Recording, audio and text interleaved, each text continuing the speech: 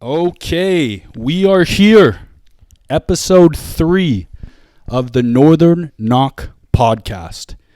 And boy, do we have a special guest for us today. The man, the myth, the legend. This is first and foremost a good friend of mine.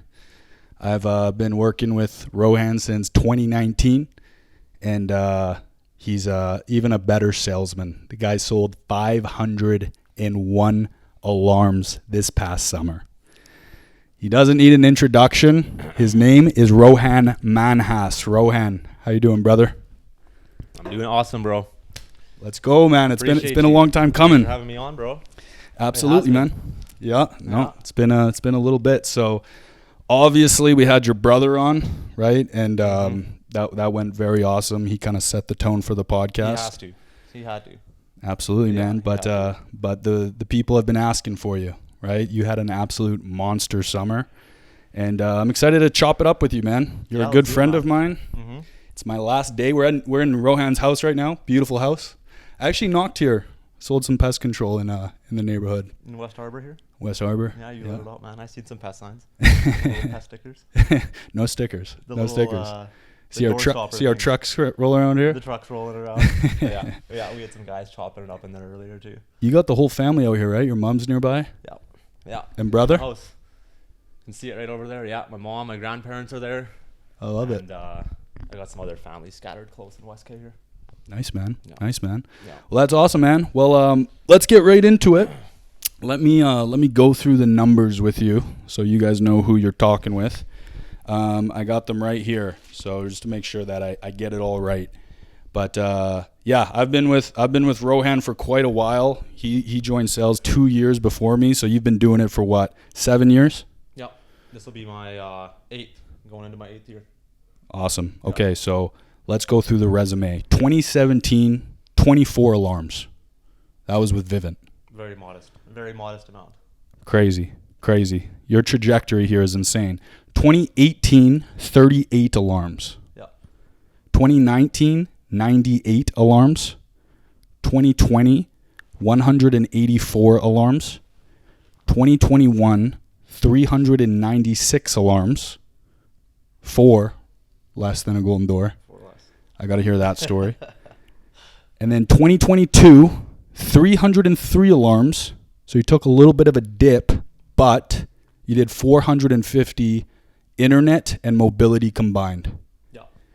And then 2023, this past summer, you shattered some records and you did 501 alarms, including 239 FFH internet and 81 mobility. Yeah, sounds about right. Absolute monster season. Disgusting. Gross. Vile. Nasty. So let's hear it. First, I want to ask you, your trajectory is really something, and you talked about this on the Golden Door panel, right? How every year was just slightly better. And over the 7 years, right? Yeah. Your first year you did 24 alarms, and now this past summer you did 501 alarms. Just walk us through your story of door to door and kind of all the ups and downs, and how was it going from 24 alarms? Did you ever see yourself selling 500 alarms? And kind of talk to us about that journey. Yeah, man. So it's been a hell of a ride, to say the least. People ask, did you, and I think this might be something we talk about later on in the podcast here, but did you expect to be in the position that you're at now? And did you expect to see the trajectory go this way? And no, not ever did I see myself getting to where I am nowadays. Though, the first thing I want to start off with is I think it's a big testament of time, right? It's a testament of doing things long enough, stickability. Shout out to B. Holmes, my old mentor, still a mentor, right? But shout out to B. Holmes, talk about stickability, right? But it's a testament of time and of being in the industry long enough and carrying long enough and, learning and going through all the failures as you end up succeeding and you get great at things. But nothing good ever is going to come easy, right? Everything takes time. So in my first year and in my second year, even in my third year there, you'll see that like my numbers, They were nothing to boast about, nothing to write home about, right? Nothing to brag about. And for a long time, like I was ashamed, right? I was almost like ashamed, right? Like I don't know if you ever felt that in your first year, or in your second year, or you ever felt like you did good, or in soccer, right? You know, you were a competitive soccer player, you played at a high level. So for not like doing what I felt like I should have done, like I felt ashamed, right, for a while, and I never wanted to talk about my story, and I just felt ashamed until, you know, obviously enough time goes on, you start having success, you start getting your flowers, you start seeing the fruits of your labor, you start seeing those awards, and you realize that's a part of your story. That is your journey. That's the best part about my story, right? And I've now leaned into that, and I've now fully realized that's why I'm here today. But yeah, like my first couple of years, my first few years were tough, right? They were tough, and for me, it was just figuring out how to work. Like I think everybody's got something deep that they have to work on. Everybody has something, whether it's procrastination, right? Like laziness, punctuality, you know, you don't like learning. Everybody's got something, right? Everybody's got their demons, everybody's got their vices. So for me, it was learning how to work and learning how to be self-motivated, self-disciplined. And it took time. I love that. It took time. I love that take on learning how to work. I think like a lot of people think like the difference between a rookie and a vet, like why you have a better season when you're more experienced, isn't because you're necessarily more skilled, right? But it's because you learn how to work. You learn what not to do and what to do, right? So kind of dive a little bit deeper into that. Like how did you learn how to work? What were some of the things that you did differently? So like for me, like man, I remember, and I know back then when we've been good friends, right, for a while now. We've been chopping it up for years now. I love this dude. Let's keep it 100. I love this dude, man. But I remember like in my first year and in my second year, right, like my brother Rohan Manhas, he was just on the pod here, but he always led for me a little bit. He always led from the front. He was always a little bit more emotionally stable. I wouldn't say he figured out how to that work thing quicker than I did, but what he did figure out was his emotions. He did figure out how to control his emotions and keep a level head quicker than I did. And that also, I think, was a big detriment to figuring out how to work, is because when I was in those first years and I was learning how to deal with my emotions and learning how to deal with failure and rejection and all that, a big part was learning how to keep my mindset like neutral, learning how to stay neutral, not riding the highs too high, not riding the lows too low. And there were a lot of lows, right? But I didn't understand at that time that was a part of the process. Like I knew it, but I didn't fully get it, right? Because I hadn't seen the other side yet. But once you see the other side, you can look back and you see that it was all meant to be the way it was. Everything was meant to be. But until you get there, right, you don't really know. You're just kind of guessing, right? It's like, am I going to make it? But seeing my brother being more emotionally stable, which is why I think he had success quicker in the job, and I think he'll attest to that too. Like he's a damn good salesperson. But his biggest benefit and one of his bigger strengths is his emotional stability, where I didn't have that. Right, I'd get so down, or I'd get really fired up, right, when I had a good day. And talking about the down part is, when I got down, obviously, you know, that negative spiral happens. You get in a rut in turn. It really affects your work. It really, really affects your work, right? Yeah.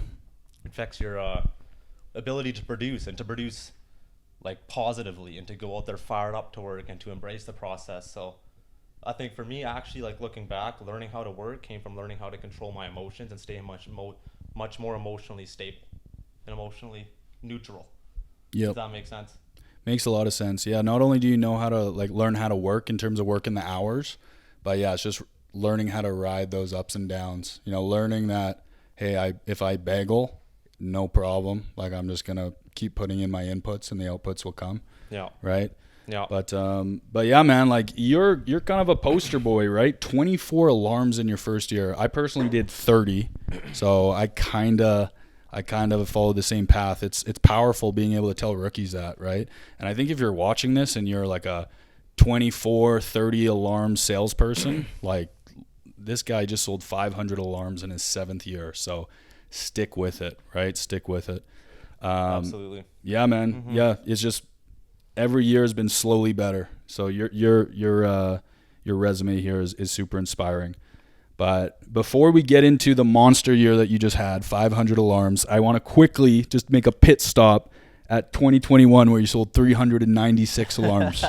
So 4 short of the Golden Door. We gotta talk about that. We always talk about that. So quick little pit stop. What the heck happened there? I already know, about it, but let's hear it. So honestly, up here in Canada, right? Like this is the Golden Door thing now. Now it's popularized.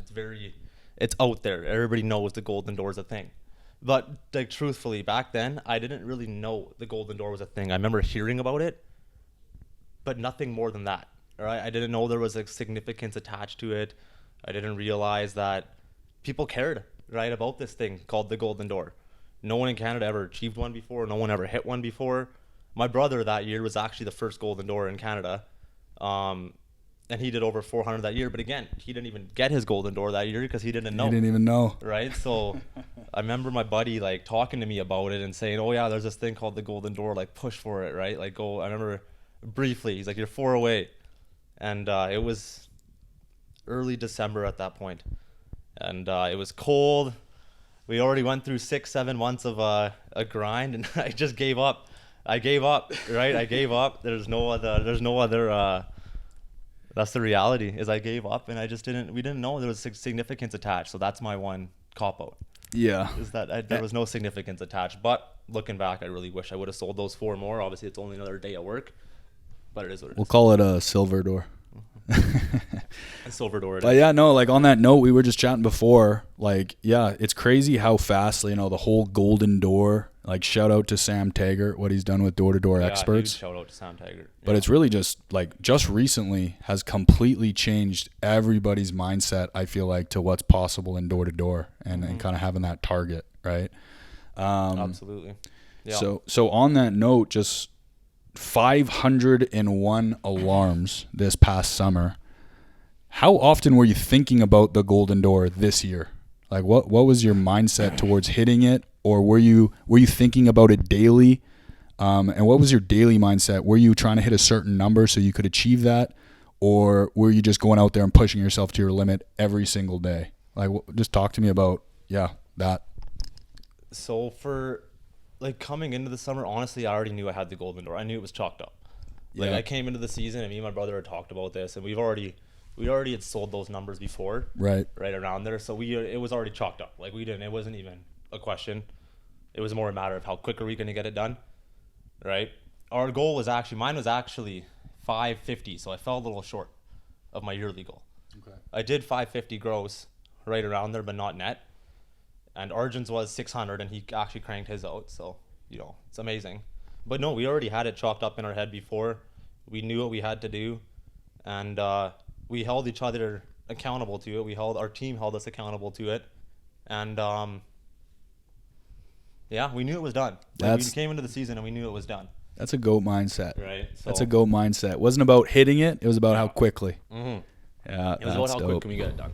Yeah, that's dope. Yeah. And then 500 alarms. So, like, what did you do differently? The year previous to that, you sold 303 alarms. Mm-hmm. What did you do differently this last year compared to all the other years that you went out there and knocked? Man, this is something I like to talk about because I know it's something that you did differently this year too. Mm-hmm. And the thing that I really did differently this year that helped me get to that 500 and honestly do it with quite a bit of ease was not drinking and not partying and having a dry summer. Drank once in the summer, one night after we won a competition. Us and our team went out and we had a good night that night, but that was it. I drank one time throughout the summer, and the amount of difference, it's hard to put into words, right? But like when you're drinking and you're going out on a Saturday night with the guys and you're not getting home till the early hours in the morning on Sunday, like your Sunday's a wash, right? You lose your whole Sunday. You lose the one day of the week that you have to recover and to rest and to relax and to get your ducks in a row for the week. Little stuff like do laundry, get groceries, whatever it may be.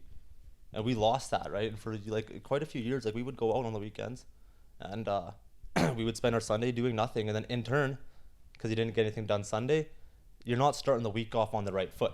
And then your Monday takes a toll, right? Generally, your Monday would take a toll because of that. And then in turn, with your Monday taking a toll and you're not building good momentum to start the week out, the Tuesday might take a toll.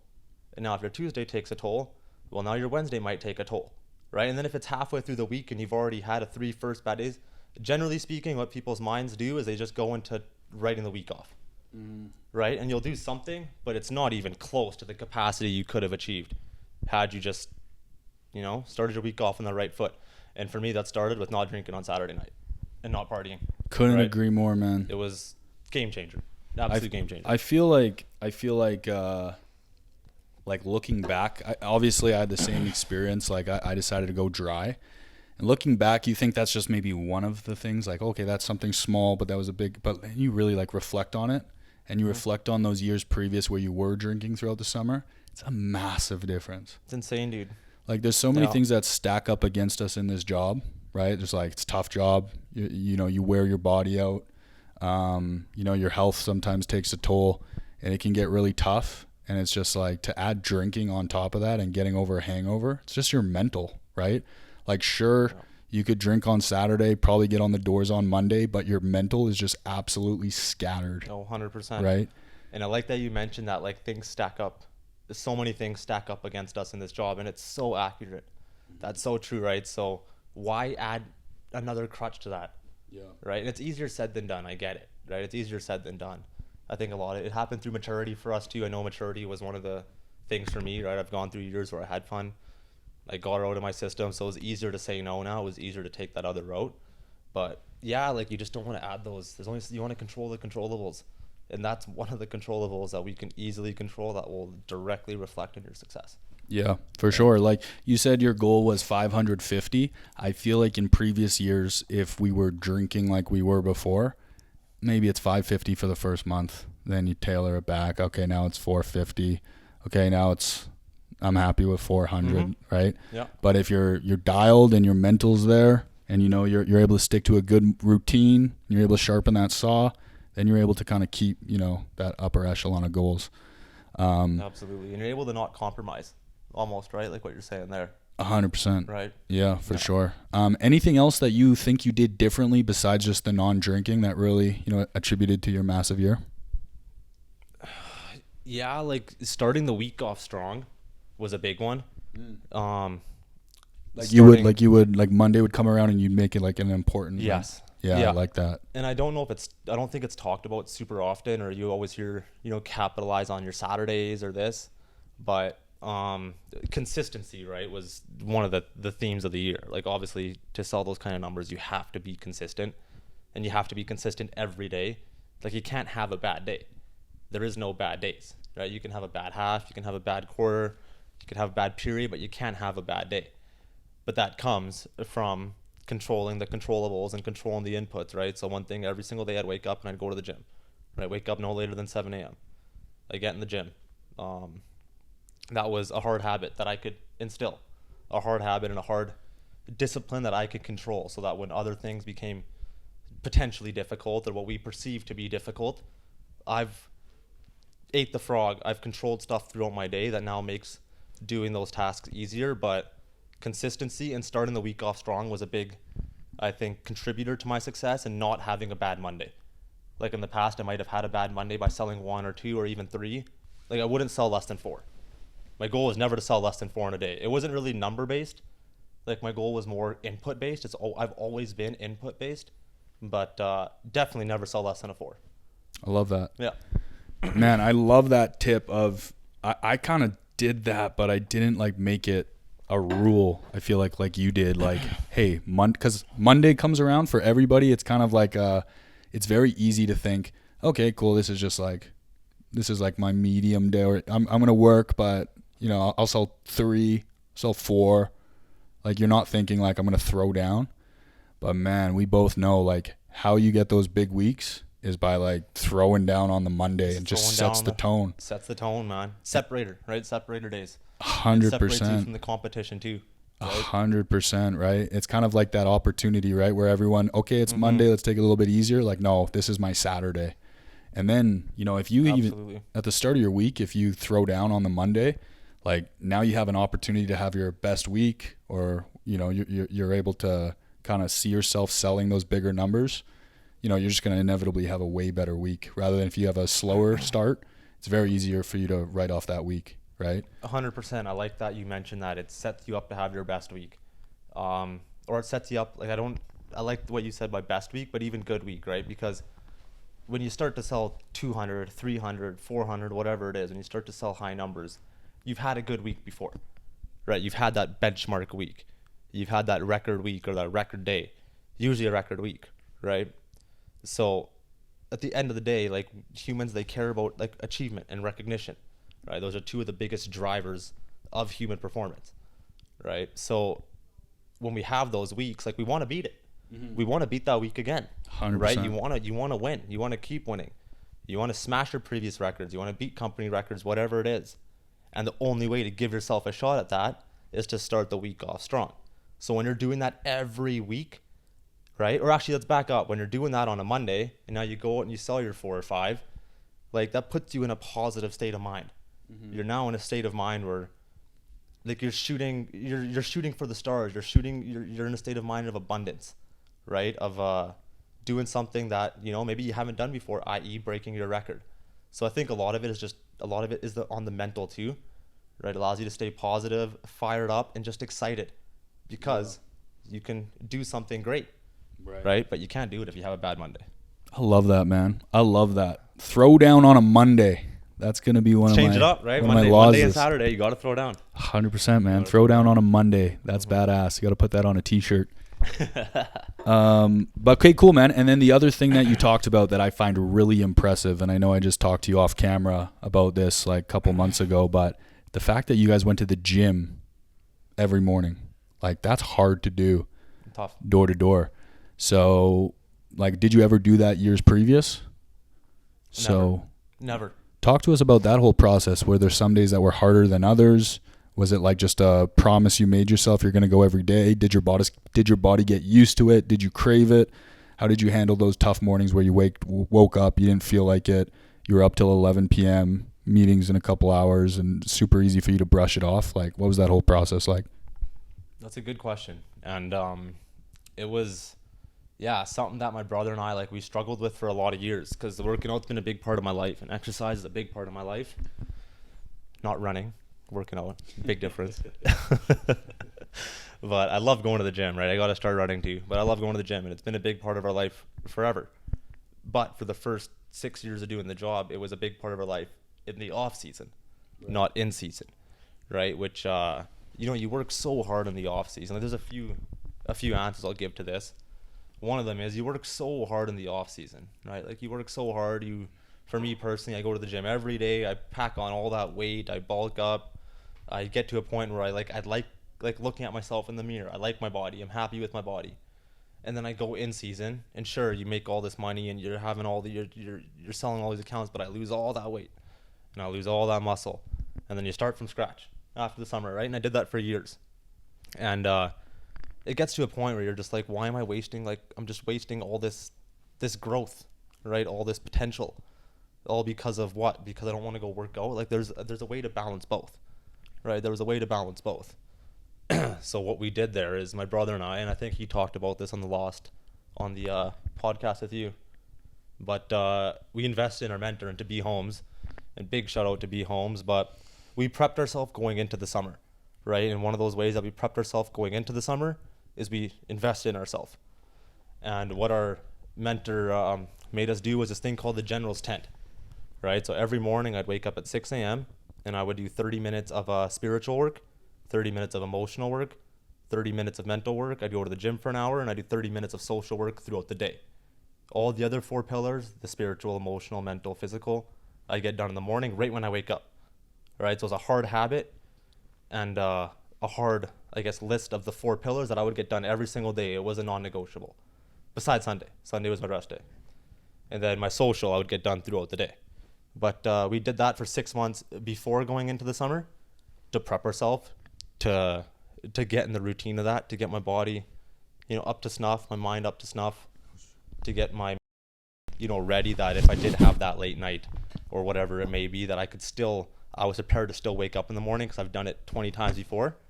So yeah, that was a big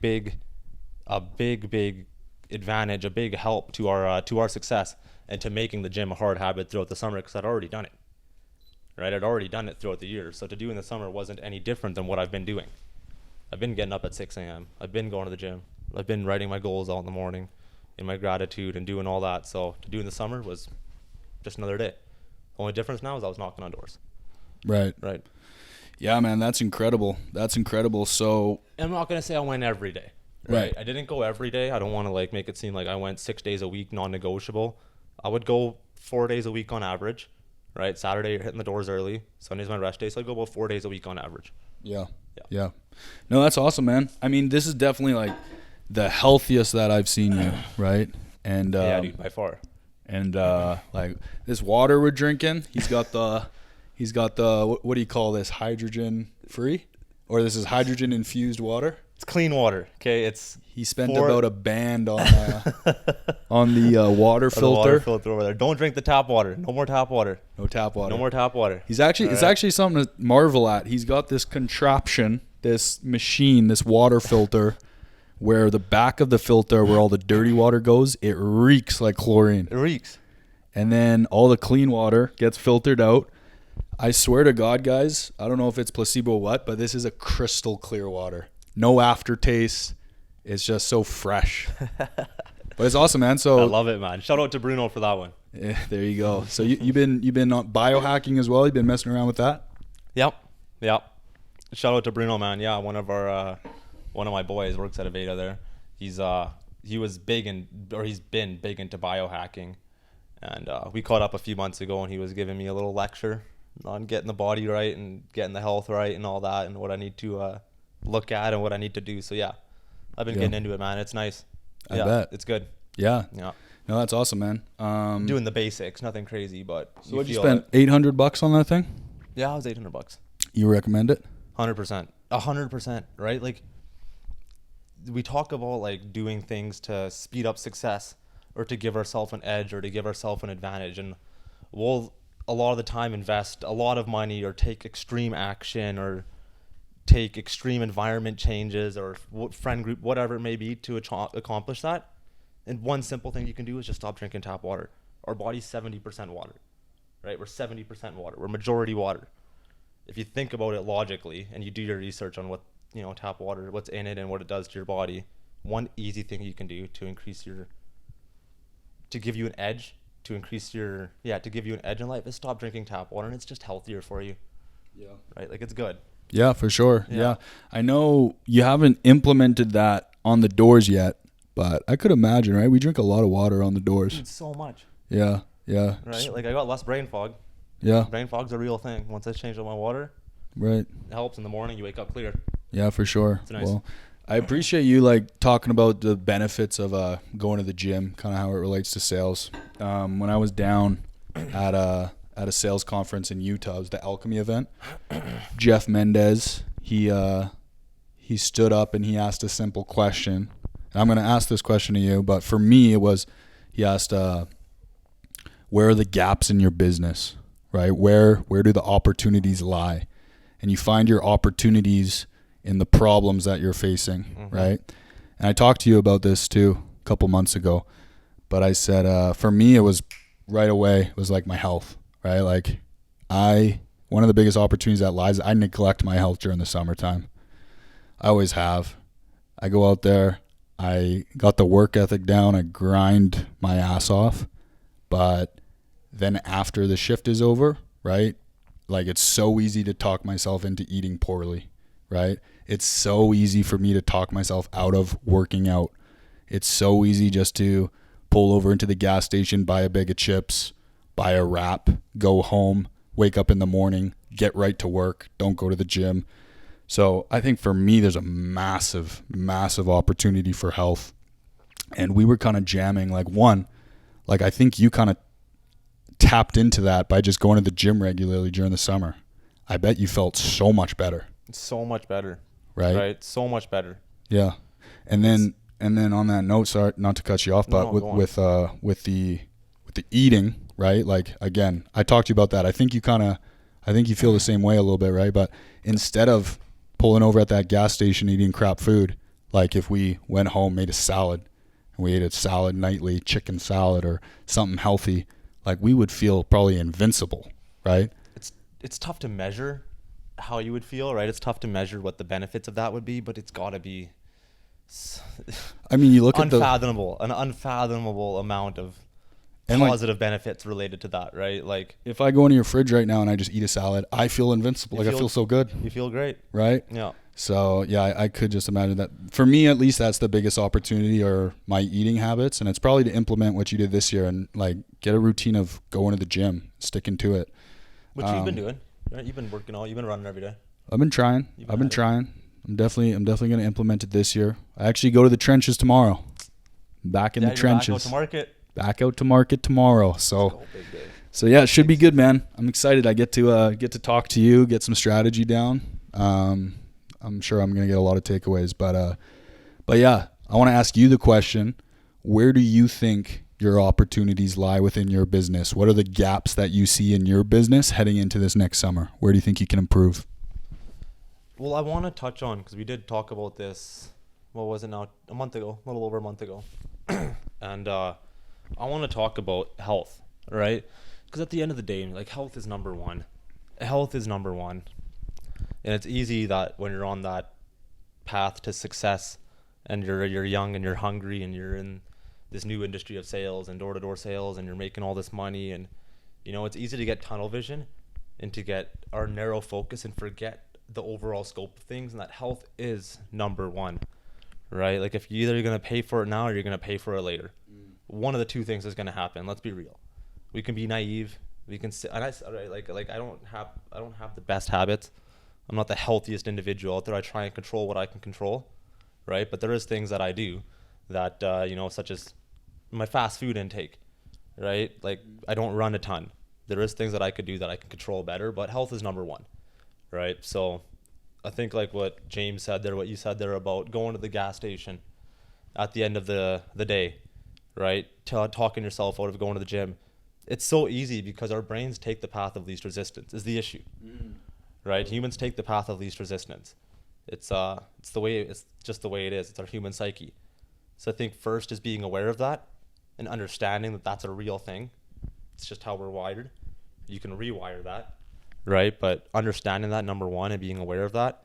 And then two, when you're in those situations where you have two roads to go, you're in the fork of two roads, right? You're in a decision. Do I take this road or do I do this road? Because you're now aware that we take the path of least resistance. And then you can tie to that the outcome of what you want the future to look like, right? Like, how is this food actually going to make you feel? How is it going to make me feel tomorrow when I go on the doors, right? How is skipping the gym today going to make me feel when I'm going out there and working later? How's my mental going to feel? How's it going to look like in results on the doors and all that? It's easy now to start to make the right decision, or it becomes easier. Not going to say it's easy. It's still hard, but it becomes easier. Yeah. Right. But I think the first step is being aware of it, understanding that that's our natural intuition. And then from there, looking at like our future goals, right? Like what are our goals? Do we want to be that healthy person?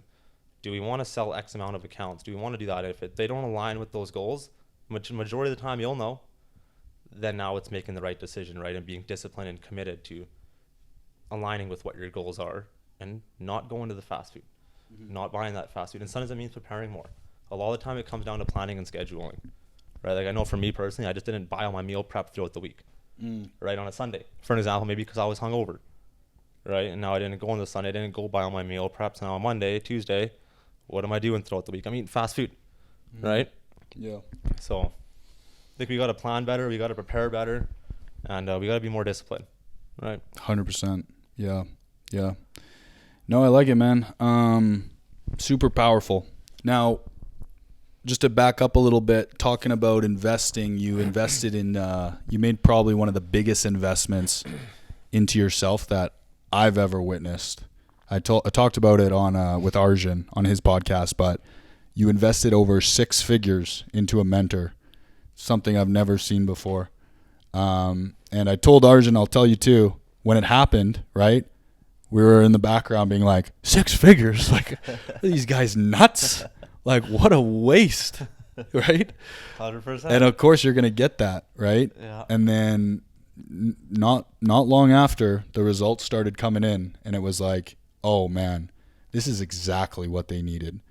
But I think I talked to Arjun too, and I just want to ask you the same question, get your take, right? Like, how did you work through the self-doubt or the doubts of like investing in yourself to that degree? Because I know personally, I always go through a mental battle when I'm investing in myself. I think everybody does, where the opportunity comes to invest in yourself, and you kind of have that mental battle of like, is it worth it? 100%. So yeah, like what was that, mental battle like for you? Yeah. How did you overcome it? It's a good question, man. So to answer that, like I guess I kind of got to back up, because like my brother and I we've always been extremists. If you know, I think you're kind of the same way too, right? Like when I do something, I do it, or if I don't do something, I'm not going to do it, right? I either go all in or I don't do it. So I've always been an extremist. I've always liked to go in to do things the deep end, right? And go, all in. So I apply that to everything in life, and investing in myself is one of those things.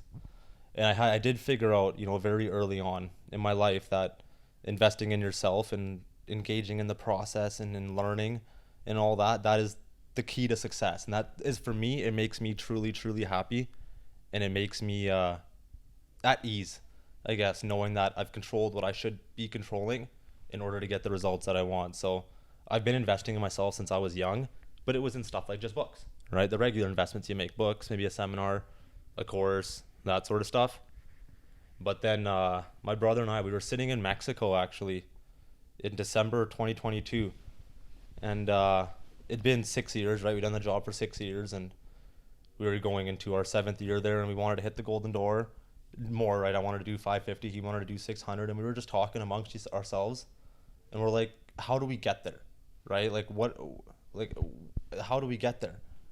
We both felt like at that time we'd hit a point in our life where, from the people around us, we'd kind of gotten to know what we needed to know. Like, not to mean that you can't learn something from everybody. I'm a true believer in being the biggest sponge possible and being so open-minded that you can learn something truly from everybody and everything. However, when it came to sales and it came to leadership and management and recruiting, we weren't getting that next level guidance that we needed, but that I knew was out there, right? I knew was out there. So we started searching around on social media and all that, and we found B Homes. And man, it was one of the toughest decisions we've ever made. Don't get me wrong, like, it was tough. We talked it out a lot. We weighed the pros and cons a lot. We're like, it is 6-figure plus investment, right? When I laid out the pro and con list, the only con that I could find was the money, was spending the money, the actual expense itself. Nothing related to the results or the outcome of the expense, but just the expense itself. But when I laid out the pros list and we talked about it and we had discovery calls and we went over the whole process and what it would look like, the pros list clearly showed us that, the investment was going to be worth it. And it was just a matter of us to do what we were told, to take the advice that we were given and implement, right, and execute. Because you hear about a lot of people, and we've experienced it every day almost, of people that are there to learn, they want to learn, but they don't execute, right? They don't actually take the advice they're given and use it and do it. So we knew that was the caveat, and everything we were told we did. Yeah. And it paid off exponentially. Yeah. Absolutely, man. Yeah. So it was a hard investment. Don't get me wrong. It was tough, but sure. We knew it was something that we had to do at that time. Right. Yeah.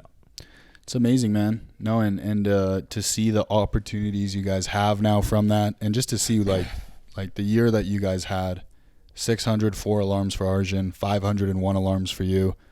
Like, it's life-changing, right? Mm-hmm. Did you feel like you were at a crossroads when you made that decision of like, hey, we either are going to go all in and like crush this season, or like, what are we doing?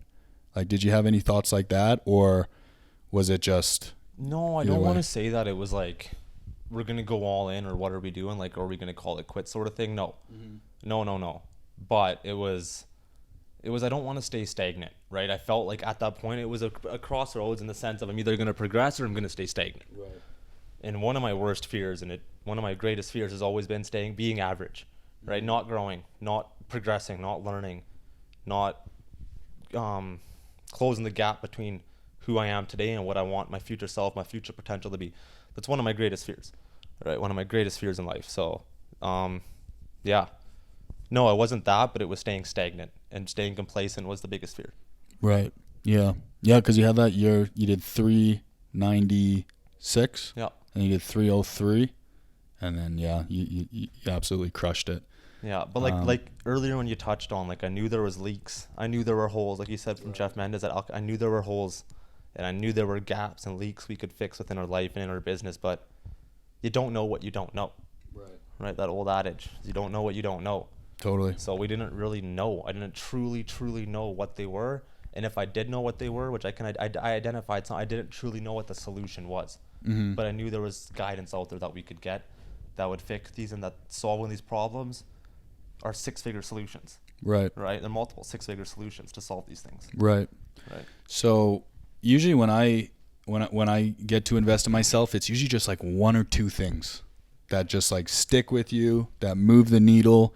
Sometimes you just got to hear it from somebody else that's of higher stature, or maybe it's the way they phrase it, the way they word it. Yeah. Like, what would you say are those one or two things that you took away from B. Holmes?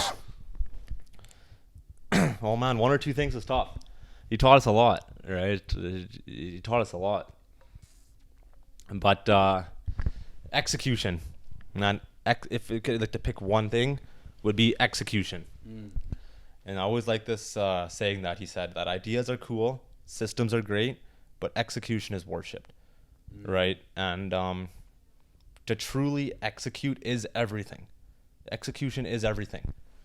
You can plan, you can think, you can do all that, and it's important to do all that. It's important to have, but if you don't execute, if you don't do, nothing else matters. And he showed us how to do, and not that we didn't know, but like in times of uncertainty and in times of unclarity, or when there was a lot of moving parts in the business that were tough to navigate, he showed us that in those times you can still execute, and you know how to, you can navigate these waters, and you can do it with a clear head.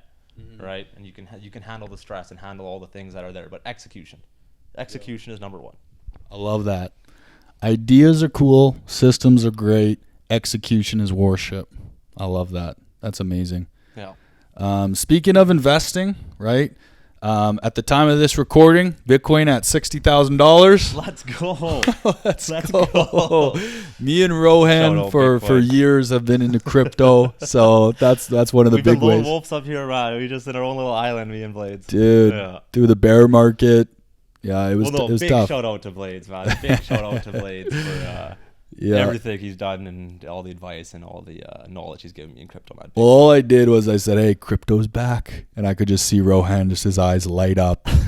I could tell he like almost didn't want to do it, but I could just tell he's like, "It's back." It's back, baby. But yeah, man. Obviously, we bonded over the years. We're big into crypto. First, let's just talk about investing, right? Like our dollars and our money.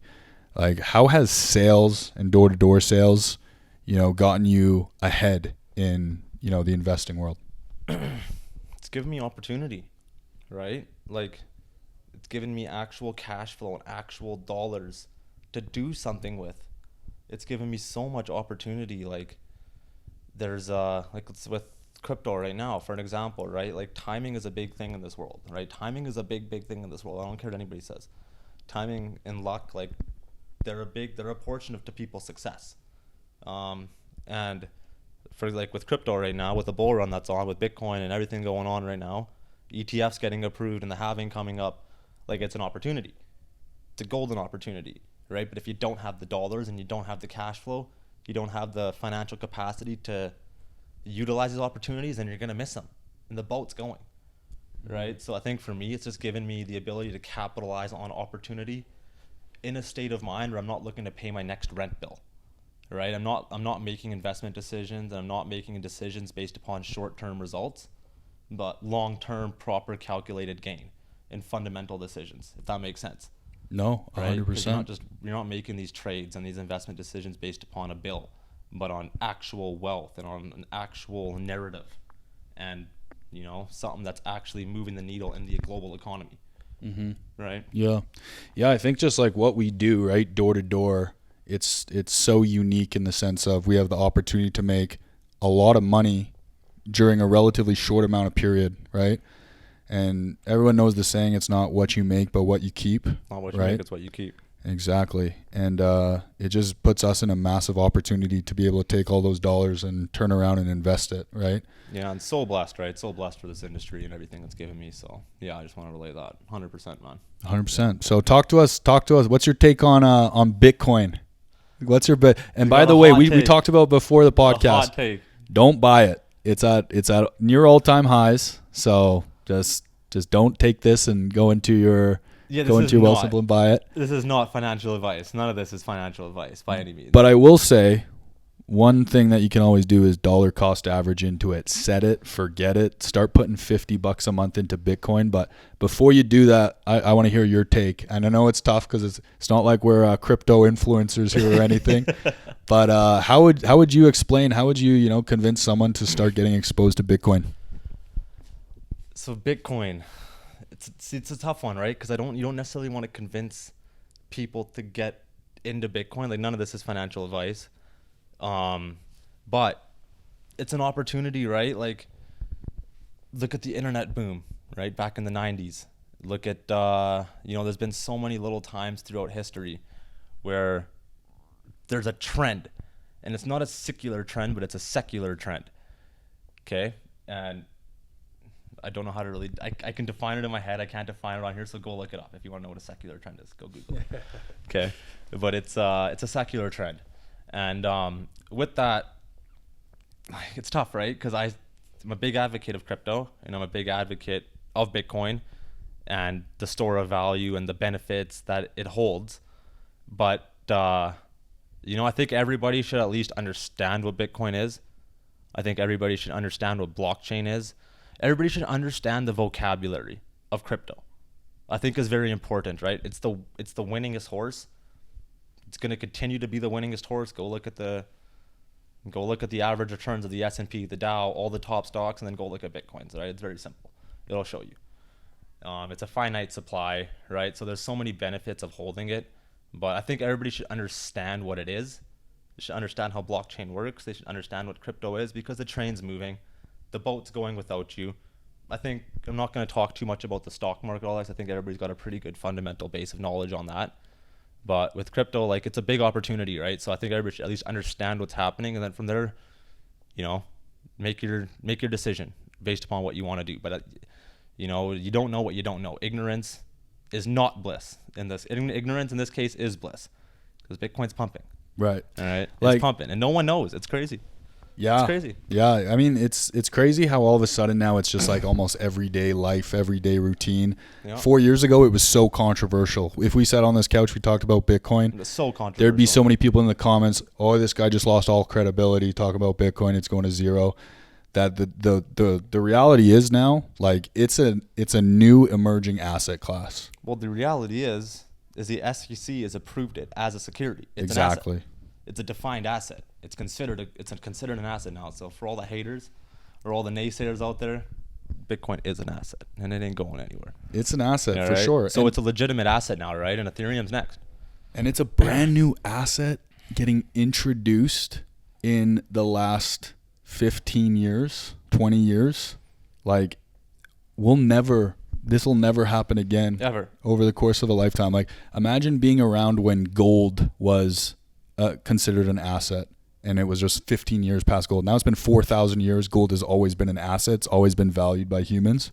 Like, imagine having the ability to buy a bunch of gold, back when it was 18 years old, right? Crazy. Silver, real estate. All an asset is just it's when the people agree that this is of value, right? That's it. And the thing about Bitcoin is it's like if you guys look into the technology behind it, like, it's actually a miracle. Like, it's a perfect invention. Like, how it does the halving, how it's mined by a bunch of nodes.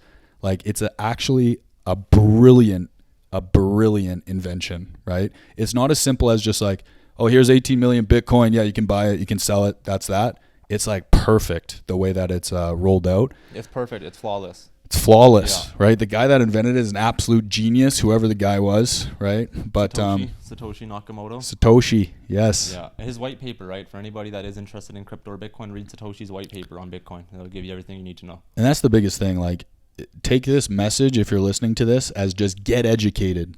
Just take the like, honestly, if you just look in, like, instead of just being like, oh no, I'm not gonna, like, just take the second, take the 15 minutes, take the 30 minutes, get educated, watch a video of what is Bitcoin, and just get familiar with it, right? But it's funny because I literally listened to like a CNBC anchor, and he's just like, and this guy like 4 years ago was just talking so much crap about Bitcoin, and now he's like, hey, like, honestly, like, if you're still talking crap about Bitcoin, just get educated. It took me about an hour. I looked at it. Now it's an absolute no-brainer. Like, it's just going to over time keep going up, and it's beautiful. It's a beautiful opportunity once you understand that, because you just understand, hey, if I just dollar cost average into this and just set it and forget it, like, I'm gonna be fine, right? And it's and right now, just with the money printing, right, like the dollar, inflation, like, just your money's parked better, somewhere else, right? 100%. Yeah. And like, we're going into a recession, right? Like, let's face it, the recession's coming next year. So, like, you got to do things to keep the value of your wealth, right? To beat inflation, and Bitcoin's a huge hedge against that. But get educated. I think a big thing is just get educated. Yeah. And from there, you'll see the light. Yes. And I won't get this guy started. This guy's a little crypto nerd now. He's got all the airdrops going. He's mining. He's doing a ton of stuff. But no, like, I mean, I know for sure that's going to kind of be a game changer for you, right? What's your take? Like, a lot of people like say like, oh, crypto, la la la. But what's your take on crypto versus real estate? What's your kind of like, where should guys not get exposed to crypto? Should they go all into real estate? What's your take on crypto versus real estate, and where you are planning to kind of, strategize your investments over the next 5 years? Okay, we'll hit on where I'm planning to strategize my investments over the next 5 years first. Yeah. Because that might lead into the former question, the first question there. But for me, I'm 100% exposed to crypto. I'm 100%. Hopefully this ages well. Right now. Remember, I got in earlier, right? There's timing, right? Timing and luck we talked about earlier. So don't worry about me. I'm fine. But I feel like I'm underexposed. I feel like I'm severely underexposed actually to crypto, where it's kind of like hurts. Like, I feel severely underexposed. And if anybody's watching this is invested in crypto, and they might know what I'm talking about. But I feel severely underexposed, to put it that way. Okay, so I would put a lot more money in if I had the funds just sitting there to do. I'm still a huge believer in real estate, right? Real estate's finite supply, right? Bitcoin, 21 million, finite supply. Real estate, there's finite amount of land. It's finite. That's why the value of real estate has gone up so much since our parents, right? And our parents, just because it's sat there and it's increased in value. Right, no more land has been produced. So I think it's important to, again, get educated on the real estate market as well, and to be diversified, right? To be diversified is very, very important. Like I said, I'm a little bit more of an extremist. I'll find gaps. I like to capitalize on gaps and opportunities and trends and narratives, but diversification is key. Yeah. Any strong investment portfolio and to risk management, right? Right. Yeah. So for the viewers watching, just to kind of end it off, so we don't go too deep and make this a crypto podcast, but we should. Yeah. We should start a little crypto podcast. Now we'll have to throw one in one day. But what would you say to the door-to-door sales rep? He's making a little bit of money, making a little bit of pocket change. How should he expose himself into the crypto world? Where should he start? What should he use? What do you think? First, just YouTube. Start with YouTube. I remember back in 2020 when I first started looking at we were chopping it up back then, and you gave me some YouTube channels to watch. So I'd start with YouTube. I'm not going to tell you specific YouTubers. Just go do your research on that, right? There's just because some are good, some aren't. But YouTube is a great way to get educated on anything nowadays. I think everybody knows that. And are you talking about like a balanced of a portfolio to start hypothetically? Yeah, I mean, something like that. I think the easy answer is start with Bitcoin. Start with Bitcoin, right? Easy answer. Start with Bitcoin. Just dollar cost average. Like James said, right? If you don't know what dollar cost averaging is, go look it up. But it's just putting a fixed amount in at a set rate at a set time. So like every week, every month, you just put a fixed amount in. and you set it and you forget it, right? Don't sleep on Ethereum either. I think Ethereum's the ETF's coming up next. Ethereum's big, but you know, Bitcoin and Ethereum is where you start. Yep. And as far as outlets and like centralized and exchanges and stuff to use in Canada, we got Wealthsimple. Canada's tough, right? Canada's crypto regulations are heavy. We're one of the more regulated countries in the world with crypto, so a lot of apps and stuff that work in other countries don't work in Canada, or you can't deposit directly into those apps. You can transfer between apps through your Ethereum address, but you can't deposit it in. So I would say use Wealthsimple. Start with Wealthsimple if you're buying the big boys.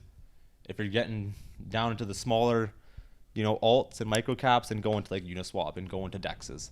But if you're doing that, then you've probably been in crypto and you know how to navigate that world. Love it. Yeah, super important, right? It's time for us to build our wealth, right? And for me, right, I think both. Real estate, crypto, do both. Do both. Do stocks, right? Get stocks, get everything. Yeah, like real estate's still an amazing investment. It's still kind of the cream of the crop when it comes to getting a cash flow positive. People are always going to need a place to stay, right? Crypto's going to go up and down. Over time, it'll go up. But yeah, do both. And maybe use crypto as a way to build your wealth, and then you can take that money and, you know, put it as a down payment on your house, right? Yeah. But anyways, yeah.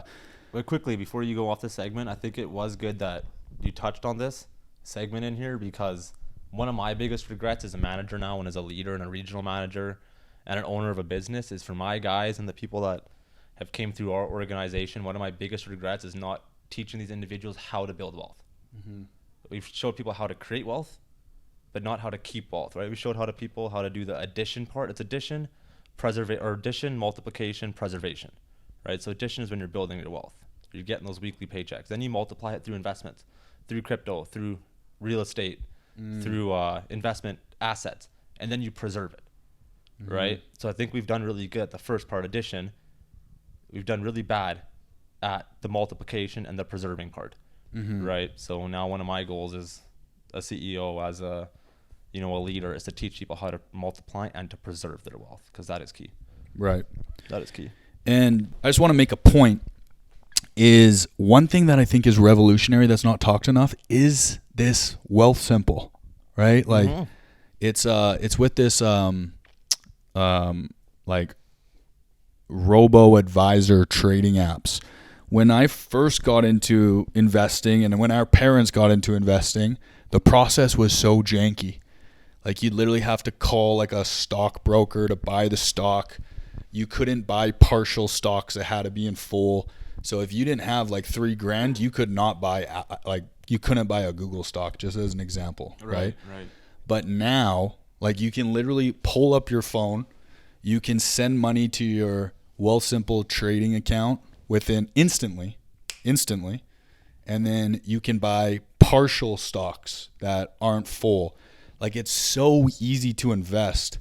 And investing was difficult before, where it would price out a lot of investors, and it would be such a difficult process that people wouldn't want to invest. 100%. But literally in the past like 3-4 years, it's never been easier.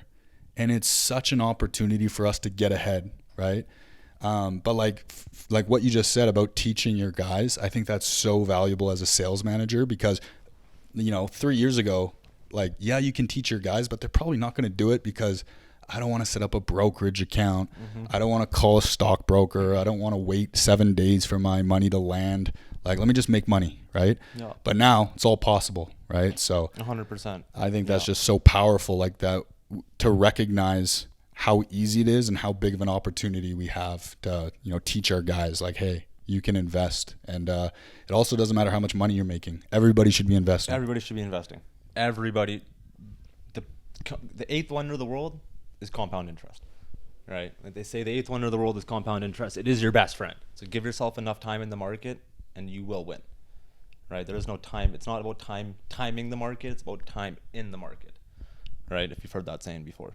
Totally. And so if you're making if you're struggling at sales and you're only making $5,000 to $10,000 in the summer, you still should be investing the same percentage that, me or Rohan is investing. It'll just be a lesser number, but you're getting the habits, right? You're getting the habits.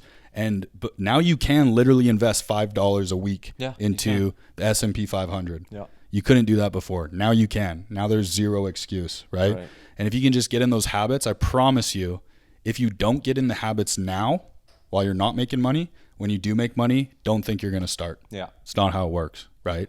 So, yeah, you just got to get in that habit now. And then once the money does come, if you just keep, putting your percentage, right? I think the richest man in Babylon talks about 10%, everything you earn, pay yourself, which you would invest in your Wealthsimple account. At least 10%. Like guys like us, we go way 50. more than 10%. Like at least 10%. Get obsessed. Get obsessed with investing. Obsessed with it. Because having your mindset, get competitive, right? Me and Ro are competitive. Hey, how much you invest? How much you invest last month? Well, right? I'm glad you're not going to top me. You're not going to beat me. Yeah. I got this much in. I can't tell you what I got because I'm worried you're going to pass me, right? But we showed that's each other beautiful. the portfolio earlier. Yeah, we had a little portfolio reveal. But yeah, no. So, anyways, hopefully that helps, right? Definitely do your research, and start investing, start getting exposed, right? And then with that too, quick, just like get educated, right? Because like there's things that are coming in like real world assets and tokenization. I'm not going to get into this. Go research, but like there's things coming in like fractionalized real estate.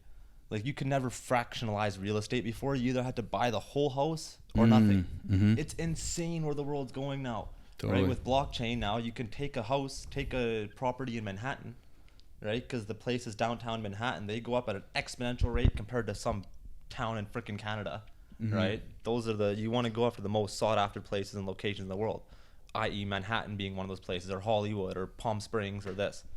So now, in the near future here, you can fractionalize one of those main properties in Manhattan, and they can fractionalize that into 100,000 units, and you can just buy a portion of the unit.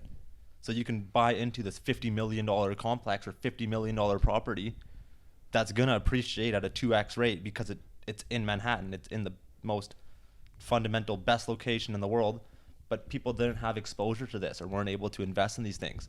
Get educated, right? Because if you get educated, you'll know what these things are out there. And you can now expose yourself to these opportunities and get ahead. Right? It's crazy where the world's going. It's insane, man. There's so much opportunity. AI it's just right getting now is easier insane, and easier. Easier and easier. We're in the digital age, man. Yeah. We're in the digital age. Don't get left behind. On a Saturday night when the stock markets are closed, I can still go in and buy crypto. Yep. Right? It doesn't matter when the stock markets are closed. It's crazy, man. It's crazy. Yeah. But yeah, get educated. For sure. Okay, cool. Well, let's take it back. Let's take it back to sales. Okay. So one thing that I've seen with you, man, is, I've seen your whole career, right? I've seen you in, all phases of your life, right? And this past couple years, I've seen just huge growth from yourself, right? And it's been super just awesome to watch a friend kind of mature and, just really kind of level up, not only in sales, but also just as a person. And I think a lot of it has to do with, your girlfriend, right? Jill. It helped me a lot with sales, obviously finding Kate and, developing that relationship with her. Now she's my fiance. She works in our office. And, I've just became such a better person. And it definitely has had a huge impact on my sales career, right? Having that partner that I can ride all the ups and downs with. Absolutely. Having that partner that can celebrate my wins, pick me up when I'm down, take care of me, make me dinner, right? Take care of things when I'm out there being super busy. So I just want to. I've seen it with you. Shout out Kate. Shout out Jill. Shout out Kate. Shout out Jill. Jill, you hear us? Jill's in the other room. She could be sleeping. But yeah. So talk to me about how just your relationship, finding that relationship, cultivating that relationship has, had success for you in sales. Yeah, man, it's tough to like verbalize it because like it's everything, right? Like she's helped me so much in we've been together almost 3 years now. And she's just my partner in crime, right? Like she's everything. She picks me up when I'm down. She like everything, like what you said there about Kate, right? It's tough to put into words because like she truly means everything to me. And I couldn't do what I've done these last few years at the pace or at the mental capacity and at the mind state and state that I've been at without her. Like it wouldn't have happened. I truly don't think I could have done it without her. So shout out Jill. Love you, Jill. Yeah. And yeah, man, like she just holds it down, right? Like my dog, when I'm out there traveling, like she literally, it's not her dog. She's looked after my dog for 2 years. No complaints, done like everything, right? When I'm at a long day, they come home after a long day of selling or recruiting or whatever it is, dinner's made. And she's ready there, right? I put my laundry in the morning and I forget to take it out, and all my clothes are all folded and put in the closet already. Like, it's just the little things that you take for granted and you don't realize. Right. Like, it's just the little things, right? And I, by no means do I take it for granted. She's everything. I love that, man. Yeah. I love It's tough that. to put into words, right? I feel like it's really good for also your guys to see you cultivating a relationship. I think like when we first got into sales, it's all, macho, how much money we're making, how much fun we're having. And, like relationships are definitely something that, a lot of sales offices don't talk about, but it's all a part about being a good man, right? With good values, right? Treating your woman with respect, right? Showing your guys, hey, like I 100% respect my girl, and, showing them just a good example, right? And for me, just kind of going through that whole journey, I just saw it start to rub off on the team where, it's all about just not only making sales and making money, but just being a high value man, right? So did you see some of that? Like, have you seen your team kind of see you and how you treat Jill and kind of tap into that a little bit more? Yeah, I think that's a very important and powerful question. A lot of our team, like, you hire in this job, you got a lot of young guys, right? A lot of young university kids, a lot of ambitious young dudes, but they may not have necessarily had the best guidance or had those role models there to look up to or whatever it may be. So with like me and Joe, we got our schedule, right? She's not in market with me. She's a nurse. She's working her long hours, and she's grinding on a day-to-day basis as well. But when I'm out in market and, we're 12 hours away, I'll call her in the morning and I'll call her at night. That's our schedule, right? And it's a non-negotiable. We do it every single day. So the team seeing that you can have I think how it's benefited the team is they can see that you can be a high, like you said, a high value man, right? I think that's the key there, is you can have it all. You can have balance. You can have it all, but it takes a hell of a lot of work, right? And it takes managing all those pillars and not neglecting the pillars. So having a system for the same way we have systems for business, and we have our systems for the doors, and we have our systems with our routine for the gym or meal prep or whatever it may be. You got to have systems in place for your relationship, right? It's something I'm starting to like. I'm just figuring this stuff out now, still just figuring it out, but you got to have systems in place too, and treat it with just as much respect, treat it with much more respect than anything else, because it is number one, right? Your relationship, your girl or your family, they are number one. And so it's just not taking it for granted and treating them with the utmost respect, and again, not taking anything for granted, right? Yeah. And being committed and disciplined to that relationship and the systems that you have set in place. It's powerful, man. It's powerful. Because at the end of the day, right, like your job is again, the high value man, your job is to make people, and what we do at Lake is to make people a better person, right? Like, I think sales almost is a byproduct of becoming that individual. You will get better at selling. Your sales and your results will naturally go up the better of an individual you become, and that is conquering all aspects of life. 100%. Right. Yeah, man. Okay, cool. Let's get back into sales, okay? Because this guy sold 500 alarms. So let's get into the nitty gritty a little bit. I want to talk to you. I have a story about Rohan, so I want to kind of get a little bit tactical with you. But when I worked with Rohan, there was one day where he closed 8 referrals from his hotel room. Guy dropped an 8 bomb while I was out there busting my chops. Probably sold, 3 or 4. I remember I came home and Rohan's like, yeah, dude, I just sold an 8 bomb all from the hotel room. Like, and I was like, what, man? Like 8 referrals. So this guy is a master at referrals. I did talk to him before. He's like, yeah, this year I didn't sell as many, but clearly, like, if you're doing stuff like that, you know how the referral game works. So yeah, I just want to hear your take on referrals. How do you usually do it? How do you do it? Do you recommend it? Just talk us through it. What's your take on referrals? And how do you usually do them? What's the process? Oh, the take on referrals, my process. So number one, yes, highly recommend referrals, right? I think it's underutilized. I want to say it's underutilized, or maybe underutilized effectively, right? But highly recommend referrals, right? At the end of the day, you want to work hard and you want to work smart. If you can do both, man, that's when you can have some serious results, right? So we hustle on the doors, but you want to work smart by gaining business that you wouldn't have otherwise gained.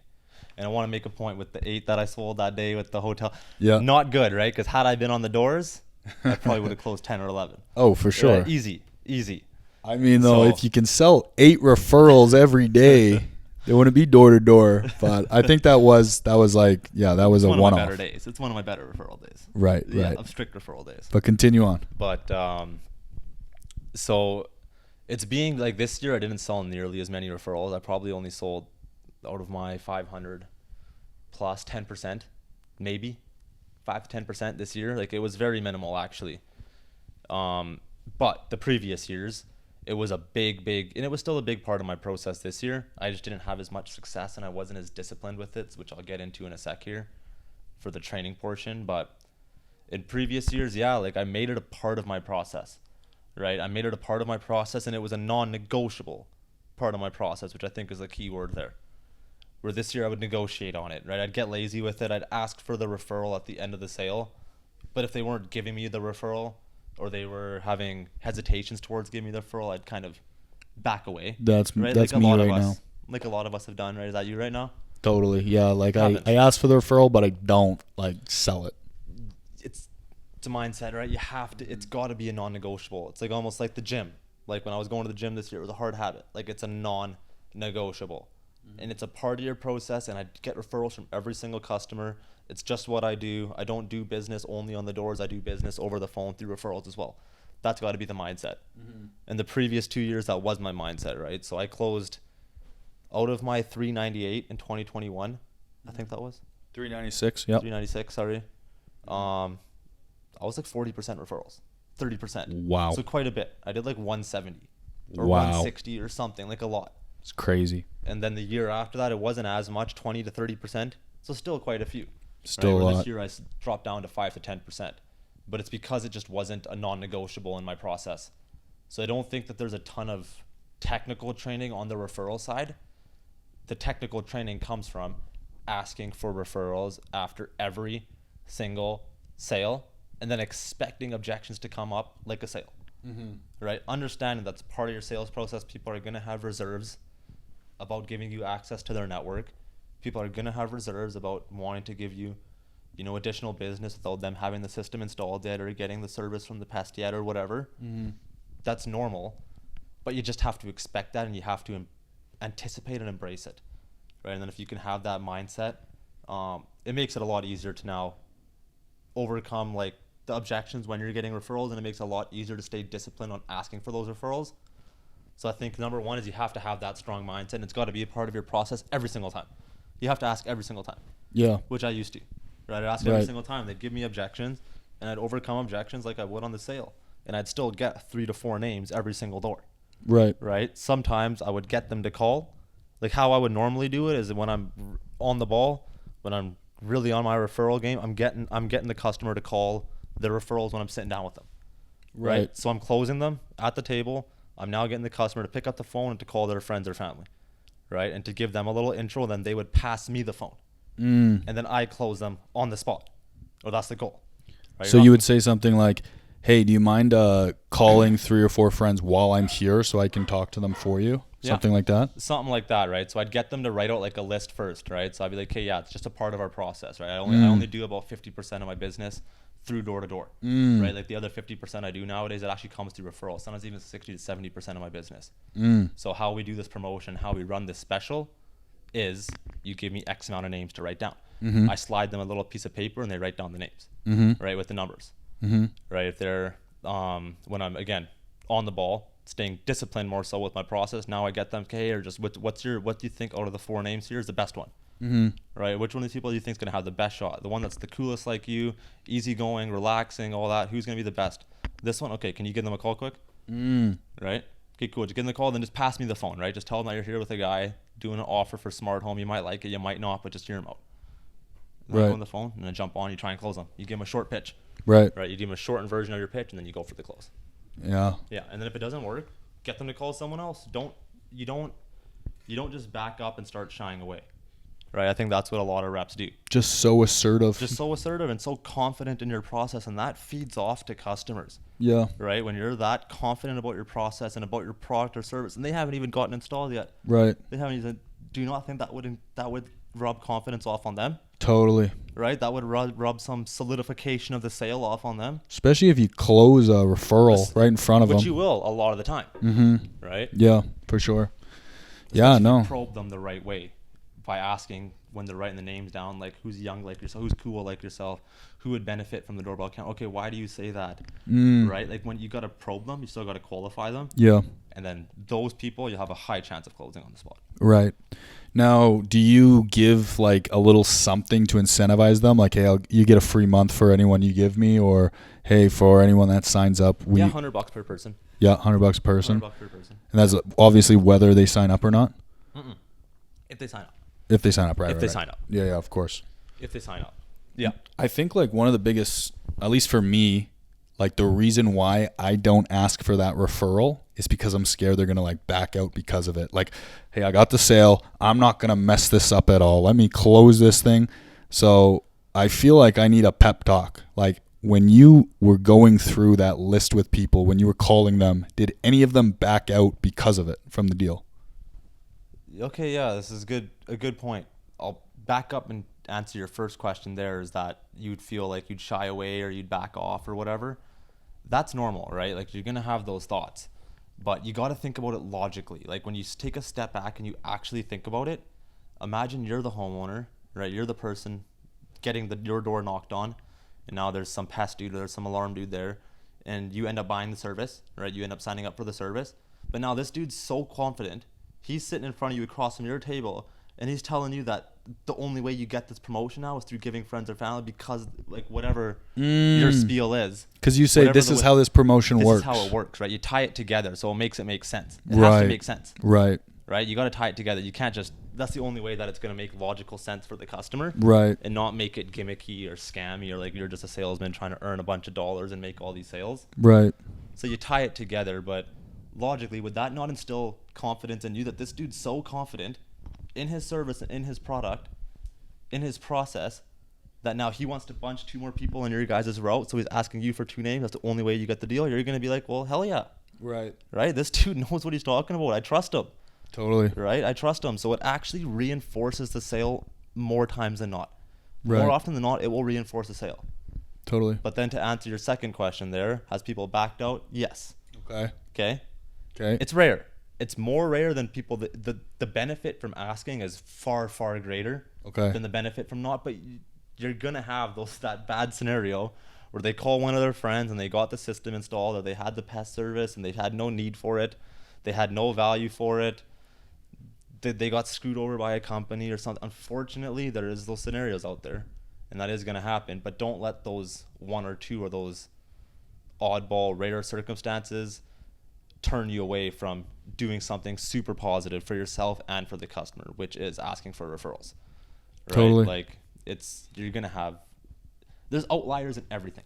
Yeah. But we don't want to focus on the outliers, right? We want to focus on the pros far outweigh the cons. The pros far, far, far outweigh the cons. Like I can't even remember the people that backed out. I know there was a couple, but I can't really even remember the names or the faces because it was that minuscule, right? So you said that you had a little bit less referrals just because you got away from that, tenacity of, being assertive. But you said your brother was pretty on point this year with referrals? He was pretty on point with referrals. Yeah. Yeah, just disciplined. He was just disciplined with it. Right. He'd ask, and I'd always ask him, comment at the end of the day when I sold 6 and he'd sell 8 or 9. Right? Be like, how many? Like, okay, so again, what'd you do today? Are they all fresh? No, I got 2 or 3 referrals. Like, all right, so I did more fresh still. Okay. Yeah. No, that's hey. But he was just disciplined about it. That's it. Yeah. And sitting there looking at the customer. Like, this is a part of my process. Yeah. And they're having reserves. I don't know. Should I? You just sit there and you wait. Right. You don't back off. Right? I love it. Yeah. Now, just speaking on your brother real quick, I want to ask you a question. Obviously your brother is a twin of yours, right? And I've obviously witnessed both of you guys. You guys are like attached at the hip, right? I think he lives in the same complex, not far. Used to. Up until last year, yeah, we had Okay. our apartments were like they were facing each other. I could see his apartment, he could see mine. We're like 20 feet away. Okay. But I moved into my girlfriend's here now. Okay, got it. So, but I do want to ask you, how would you say that you differentiate from your brother when it comes to sales? I'd say I'm more logical. I'd say I'm more thorough. I'm more thoughtful. Arden's more of an executor. He just likes to do. He doesn't think too much. I'm more logical. I'm more rehearsed, and I get confidence from learning and from practicing and from role playing. Like that's where I gain confidence from, where he gains confidence from just doing. Mm-hmm. Right. So I think that's always why he's kind of always been a little bit more of the lead domino as well.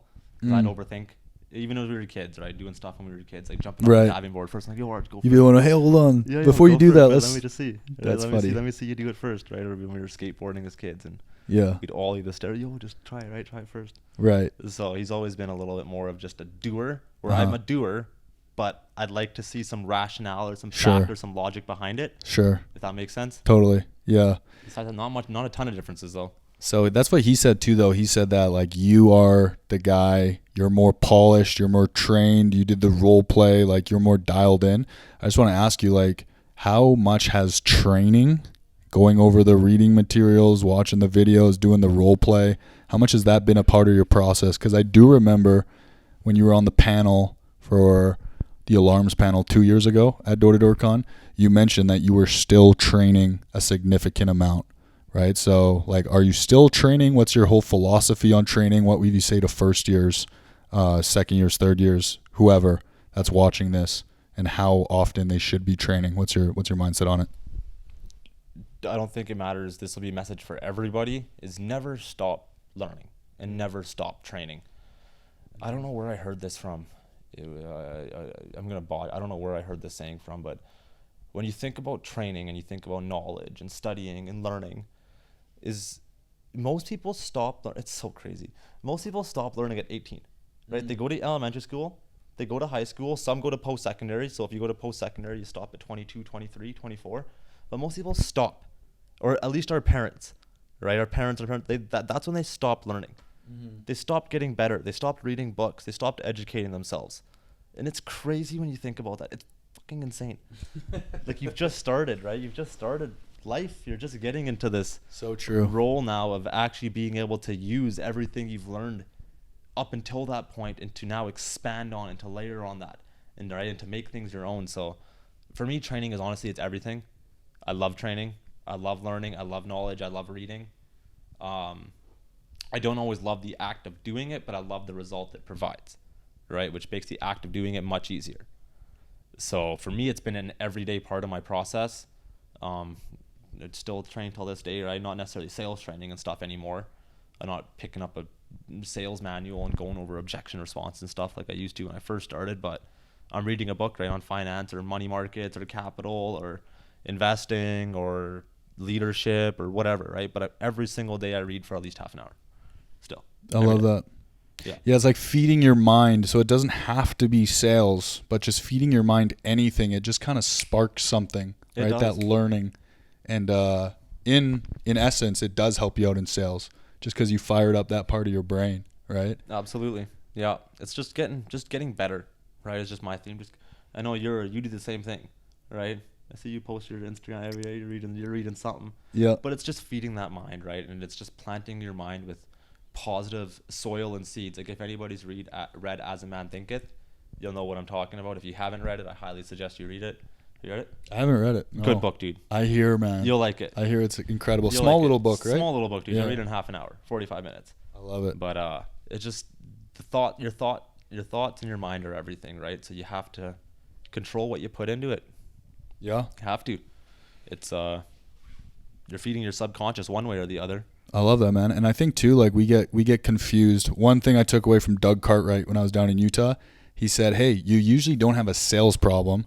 You have a personal problem that's blocking your sales." Absolutely. I love. Yeah. You mentioned that to me a while ago. I like that. Right. Yeah. And it's like reading books about whatever it is, going to the gym, learning something new, like that all increases your personal development huge, right? And in essence, you're going to have way better experience, out there selling. 100%. So, yeah, I love that. Yeah. I think it's key, man. It's key. For sure. Especially if you're new, you got to be doing an hour a day. Yeah. You have to. For sure. It's got to be a non-negotiable.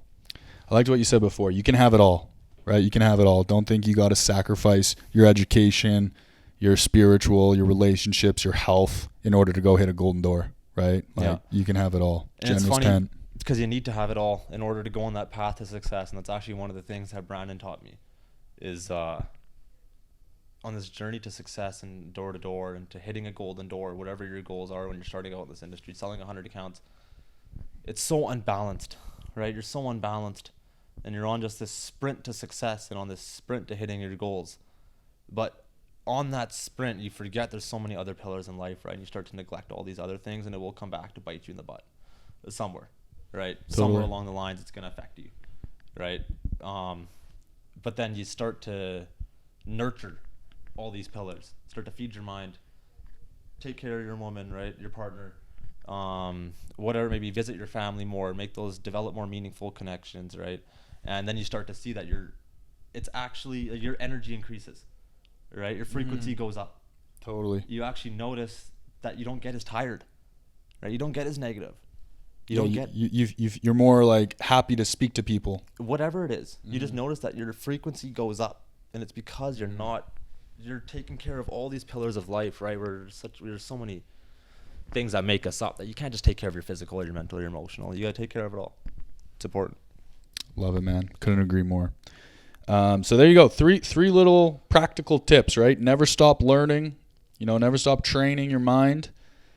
Throw down on Mondays and a little bit of referrals, right? A little bit of referral gems in there. Make sure you're assertive with your referrals. Make the commitment and get your sales contacts, right? But let's go ahead. Let's land the plane, man. We've been doing it for about an hour now. Let's land the plane a little bit. Yep, it's been awesome chatting with you, man. Yeah, bro. It really got me in a good mindset heading into this season. Back to the trenches. I'm super excited, man. Super excited. It's going to be a massive year. You definitely inspired me last year with the numbers that you hit. And that's the beautiful thing about this industry right now is everything's kind of on display. Everything's open. Everything's transparent. And you're definitely just leveling up everybody in sales in Canada, right? So I appreciate you, man, and it's been an absolute privilege to kind of talk to you for, the last hour here, and I got a ton of good gems from you, and yeah, man, I'm stoked. So what would you say, what would you say, let's just end it with this, what would you say about the landscape in Canada right now in sales? Where is it heading? What do you see for it? How excited are you about the future for sales in Canada? I think the landscape in Canada is great. I think it's ripe. I think it's hot, and I know this is the best year that the Canadian landscape is ever going to see from door-to-door sales. We're just heating up, man. I think it's just getting good. Like the legwork that all the people before us have put in Canada and that we're starting to put in to impact the Canadian culture. I think people are just getting geared. Like we're on stage one, right? And I'm excited, man. Like the Golden Door is becoming a chatter. It's becoming a topic of conversation in Canada here now. Totally. You're seeing more industries grow and more teams expand, and it's heating up. So many opportunities. So many opportunities, and I'm so excited to see you smash out a Golden Door this year. Going for it. He's going for it. Absolutely, right? I'm calling man. out Blades. We're calling them out. I got to, man. I got a few other people I want to call out too. I want to call out Artez Bazzini. I want to call out Jesse Elliott. Okay. I want to call out Nolan King, Cole Sewell, and John Kolak. I know there's a few others in there. If I missed you, I apologize. I'll get you next time. But I'm calling you guys out. I love that. All right? I love that. I want to see you fellas up on stage next year. That's a new segment on the show. Huh? The Golden Door call-outs. The Golden Door call-outs, man. I'm calling you guys out. You know you guys can do it. I want to see you up there next year. But I think it's exciting. And I think it's I know we're just getting started. That's what it's all about, man. Yeah, That's bro. what it's all about. All the boys that yeah, absolutely, man. Appreciate you coming. Appreciate you spending that time with me. And all the boys you just mentioned, hopefully we'll have you on this couch when you get it done. And for you, bro, can't wait to talk to you next year after you go absolutely crush it this summer. I'm excited to see what you do. Yeah, let's do it, man. So that's a wrap. That's episode 3 of the Northern Knock podcast. That's Rohan Manhas, an absolute giant in Appreciate you all. Canadian sales. Appreciate you all. Love it. Thank you.